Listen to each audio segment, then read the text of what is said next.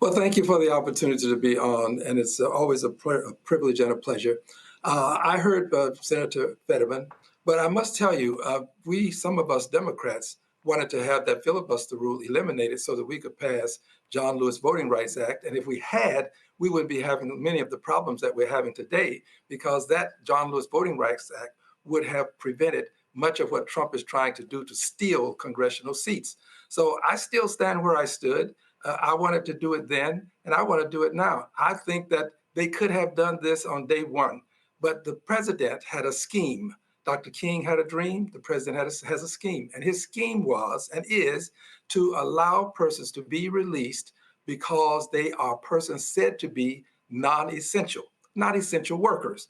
And then in doing this, by having other people declare them not essential, he can release them and say, we didn't need them anyway. They weren't essential. They're also prolonging this because they understand that we have the 218th vote necessary to make sure that we get some justice for all of these ladies who suffered as a result of Epstein.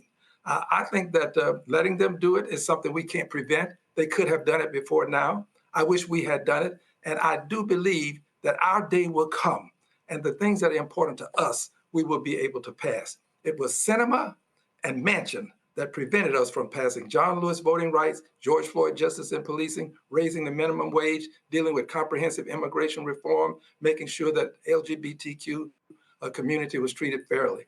These are things that I want to see done, and I don't oppose what the senator said, because I've already said earlier, as have many others, that this is something that we should do.